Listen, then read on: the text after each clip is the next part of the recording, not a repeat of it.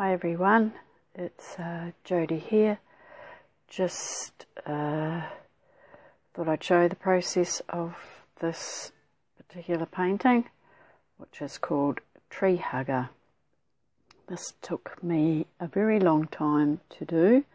I started this way back in October of 2017 and it is now 16th of April and I've finally finished it.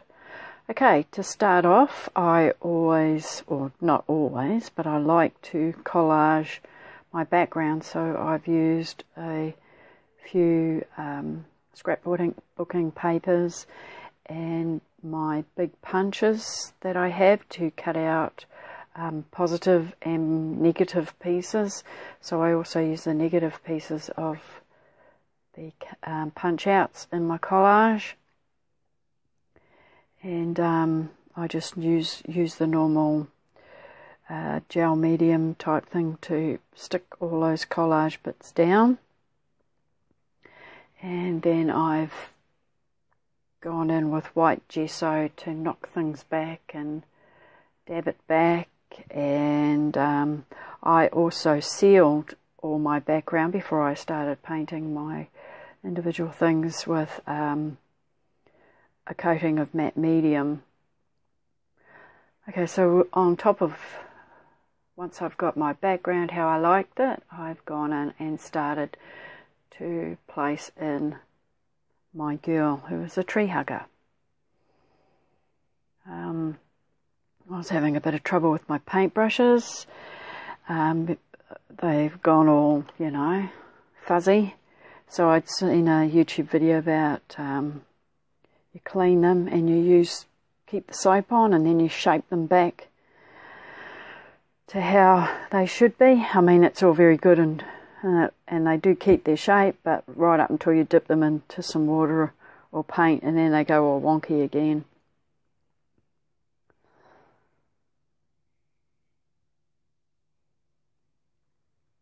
So here, so I've cut a bit out of this video because it was over 30 minutes long. I've just used my auto edit that's on my phone because that's the only thing that I use to video and record everything, because an edit is just, I've just got a Samsung and that's probably why sometimes the sound is pretty terrible, which I'm really sorry about that. I would like to get a new phone or some device that is a little bit better, but that's not to be at the moment. Maybe later, maybe further down the track, or if this one dies, something like that. Okay, so I'm still just putting in a rough layout of where everything's going.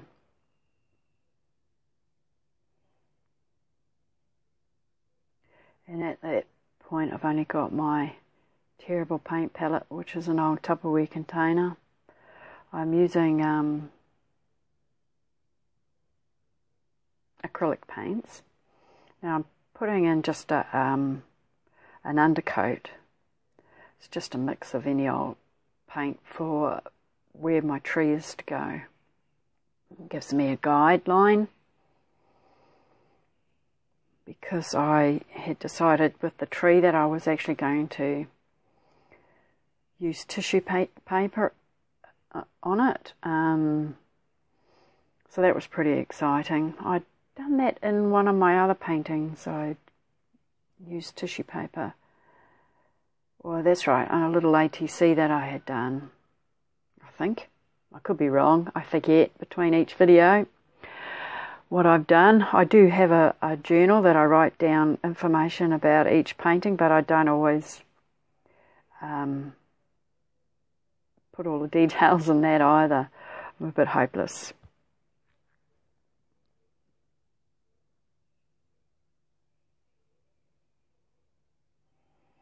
Still fluffing about with the girl. I think I altered her a few times, just sometimes find it quite frustrating. I know what I want to do, but I just don't seem to be able to do it. Yeah, and I went in again with the bits of leftover paint to give a guide for the other elements on the painting. So there's a bird up on the left there, and right now I'm doing a bumblebee.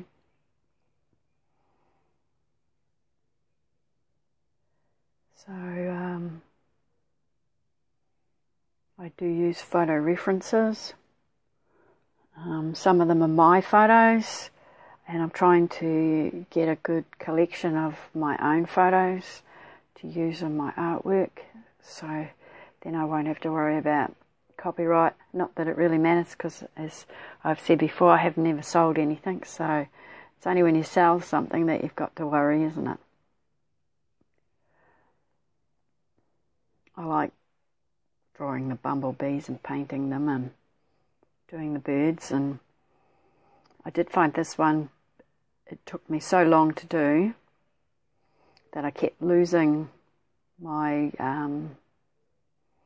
what do you call it, mojo, or just, you know, got bored with it. So I'd go off and do something else, and then I kept thinking, oh, I'm never going to get back into it. And yeah, I've got a bit of a sore hip. The exercise, it's a blessing and a curse. So I've got a bit of an injury, and I normally go for a run walk on a Monday and a Friday, but because I've got a bit of a sore hip, I thought, right, if I spend the day doing, do my housework, of course, do that first, and then I had to take the cat to the vet, and if I pick up my paintbrushes and do a bit of painting and try and get this thing, you know, get it finished, that would be so good. And at least then it stops me thinking about eating biscuits and all that other rubbish that's around the house, which, yeah, I'm have a terrible time with snacking, nibbling on stuff I shouldn't. So yeah, so I did my housework and got the cat to the vet and did a bit of, oh, excuse me, that wasn't really a burp, that was just my chest making a funny noise, sorry about that. Yeah, so I got the cat to the vet and picked up my cat paint brushes and thought I will have another go at this and get it done. Plus we went away a while ago, and we went to a couple of galleries, and I've noticed that the people who do paintings on canvas, on these like thick canvas like what I've got, they don't actually paint the image all the way around. And I looked at it and I thought, well, actually it does look much nicer to black the whole background, you know, black the border and that goes around the corner. So I did that, and it came out looking a lot better too. So I've done my bumblebee, and now it takes me forever to do these birds, because I seem to do a mix of realism and not so real. Or my insects and birds and things are always a lot bigger than what they should be. But I do love the fantails. They're my favourite little birds, which I've said on numerous occasions. They're so tiny and they're so cheeky and just absolutely gorgeous.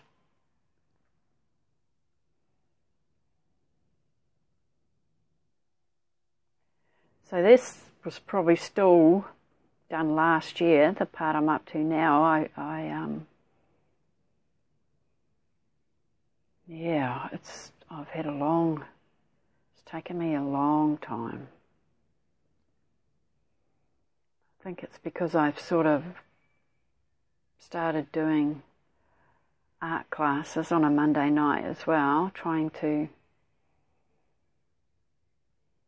be better. And I also have been doing painting every day. I paint in a sketchbook. So I've got myself a sketchbook, and I've been using daily prompts. So that's taken up quite a bit of my time and my creative energy doing these sketchbooks, but it's really been worth it. I've noticed the difference.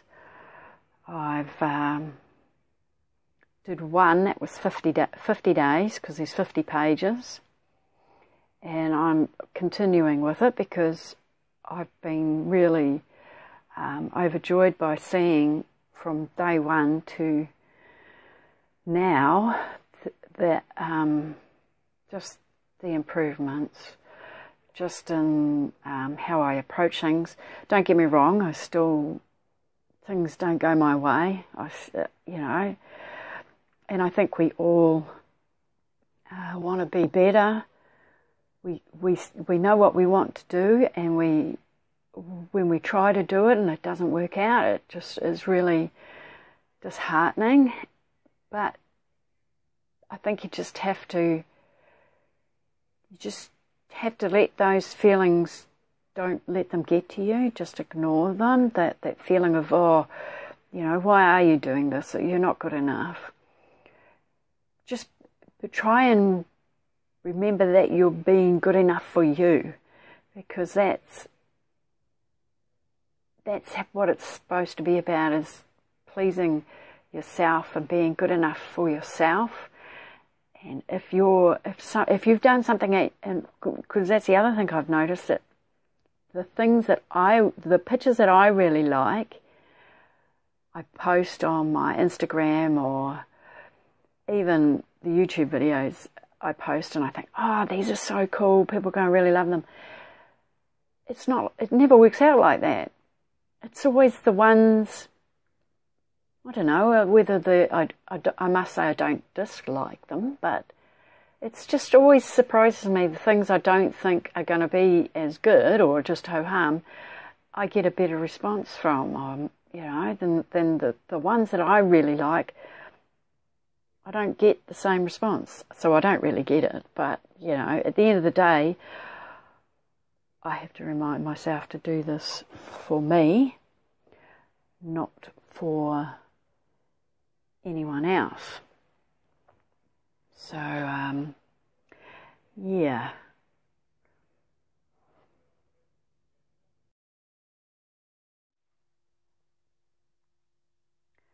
So, it's about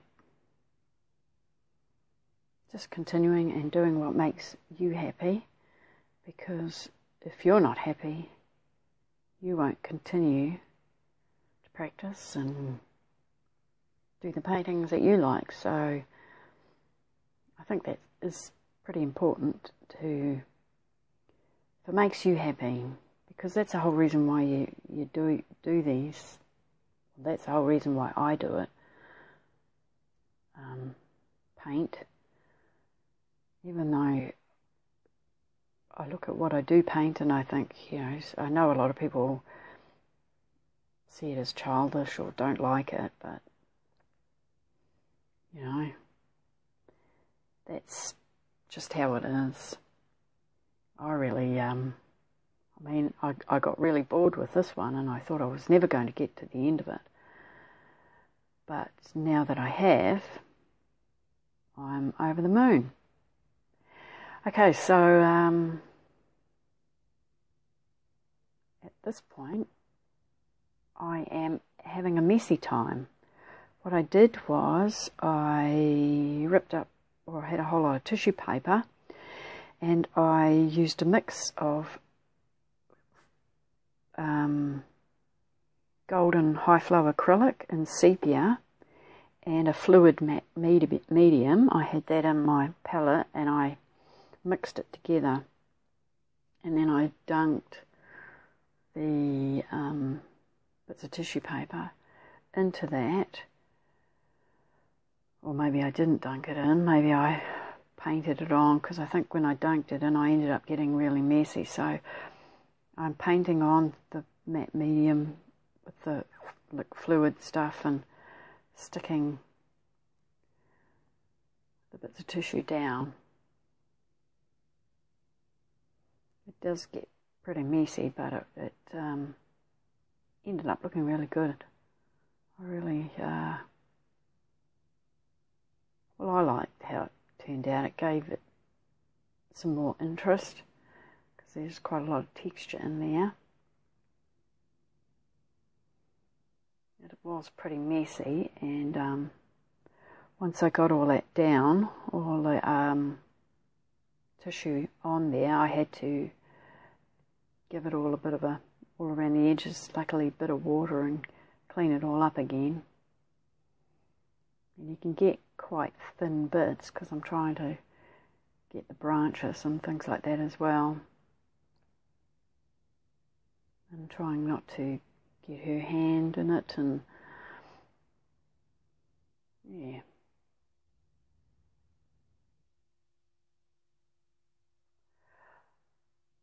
I'm trying to lift it up a little bit, or so that you can, yeah, at this point I'm painting in a snail. Now snails aren't my favourite insects. I think they're insects because they always eat your vegetables.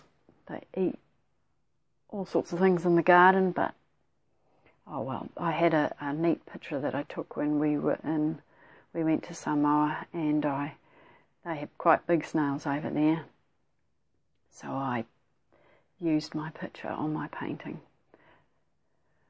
So he's quite good to paint. It's always good to try and paint different things.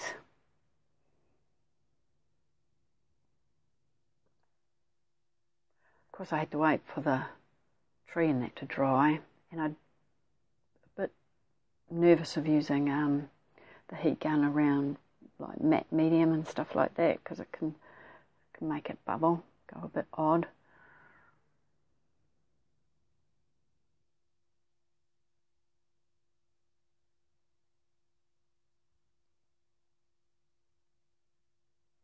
Yeah, it's difficult getting the angle right so that you can paint comfortably.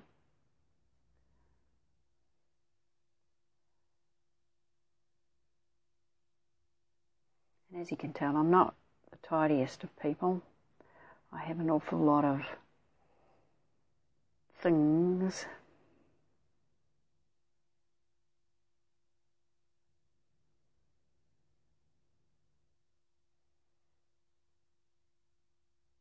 Just putting in the details of the snail. He's got quite a stripy shell.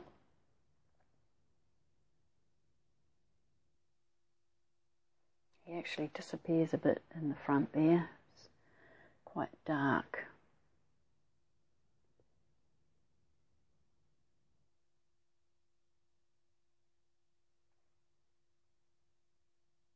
I'll go in later on and try and put a bit more highlights in and give them a little bit of like an outline to bring them a bit more to the front.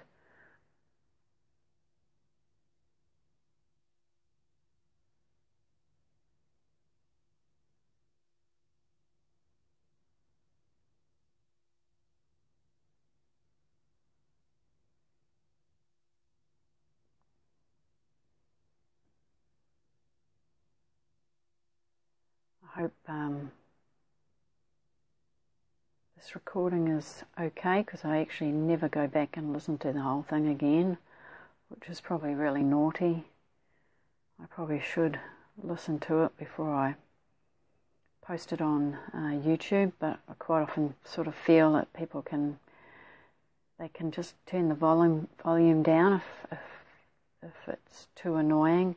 I have tried putting music on, but that just, I don't know what it is, whether it's our computer or, but I have no end of trouble. And when I tried to download music to use, then I got stung with a copyright thing, even though I went to one of the free places and signed up and put all the details of the music in the you know, the website details on my description. They still said it was like, you know, you've used copyright material or something. So I just thought, oh, it's best to be safe. I just won't put music on. I'll try and talk my way through it all, which is very difficult. I had to pause this before. My husband came home, and so I thought I'd better tell him what I was doing. And then when I come back to continue the recording, it was like, oh, it didn't pause, it just stopped it. So it's like, oh, I don't know. I'm not very good at a lot of this techo. I'm a lot better than some, but I'm still not as good as a lot. So, which is also the same with many other things.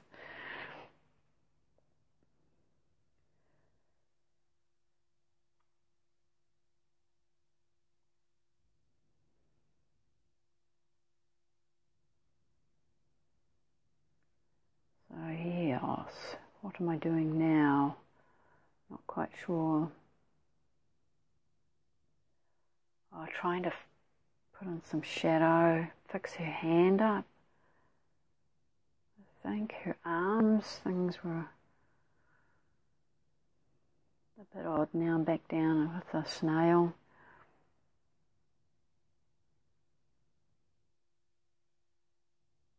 Yeah, just trying to put a little bit, I think, shadow in on the tree.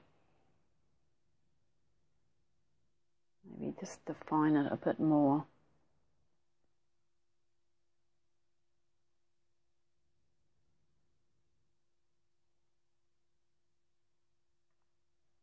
Yes, it's a little hand. It's a little bit difficult in her arm because she actually looks very short, and yes, she's got no clothes on. We've discussed this once before. I'm not very good at putting clothes on things. I thought, oh, you can't see anything. She's hiding behind a tree, and it's called Tree Hugger, so maybe she's a naturist completely and a nude and nutty. So I'm going back trying to fix her face up, make it look a little bit better, get the angle right, brighten up her lips. I leave the hair till last because that's another thing I have trouble with. I need to practice. Practice, practice, practice, practice lots of things. It's never ending. Still, if I want to improve, I have to practice. I have to keep pushing myself to do different things, trying different styles. Well, maybe not different styles, but paint different things. Because I don't know if I'd want to get into abstract or acrylic pouring. And I mean, they look pretty cool, but I don't really want to get into doing that. I really like doing things the way that I am doing them, with a little bit of mixed media, because I find that you don't have to think much. So I go off in a rush and a flurry and, you know, do all those fancy backgrounds and things. Okay, so this is when I decided to do the border. So that paint that I used ages ago was still actually quite, the mix I had, it was in my palette Tupperware container with the lid on, and so it was still quite damp. So I just put a bit of water in it, and away we go. So I had decided to go all the way around the edges. I'd actually put a bit of green in the background and made a little bit more down the bottom, some green to give the impression of grass. Did a few more toadstools. Put an impression of leaves up there. Now I'm painting in a praying mantis because I like them. So when I put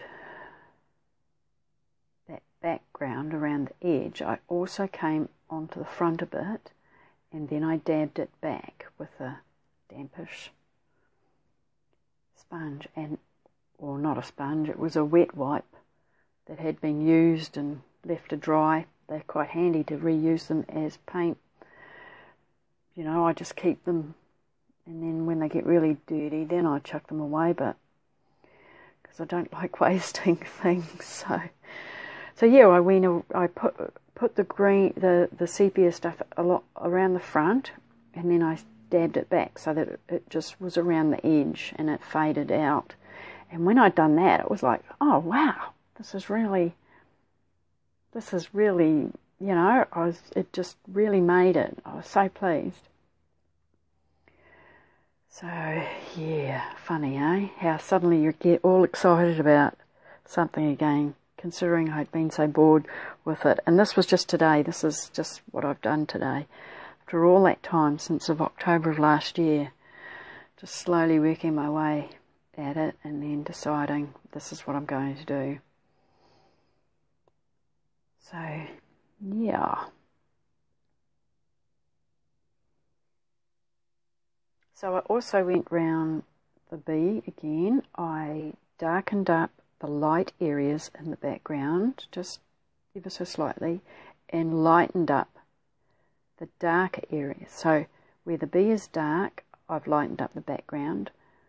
Same with the bird. And where the bee was light, I darkened up the background. So I hope you understand that. Just to make it pop a bit more, because they were getting quite lost. And I will possibly do that a little bit with the praying mantis too. Just go around the whiter parts of it just to make them stand out a little bit. I tried to go around the snail and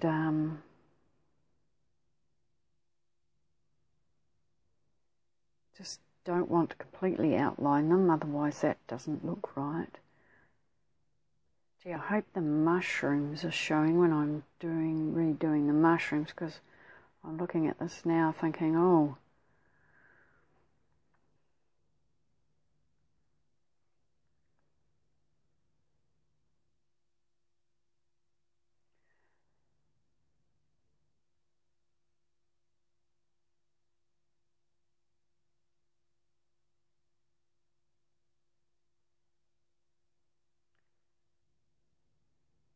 okay, so I'm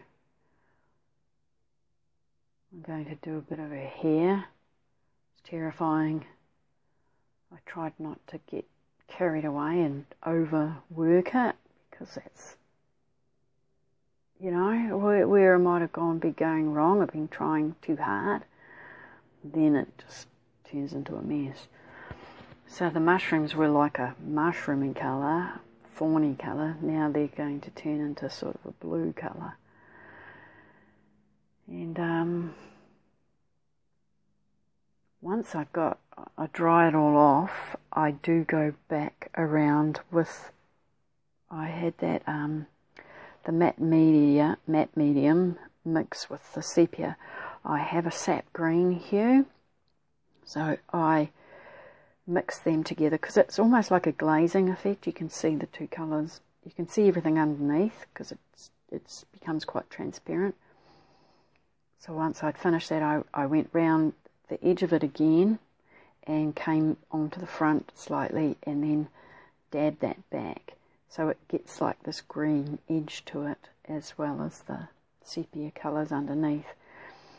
And that's basically, yeah, that's the end of it.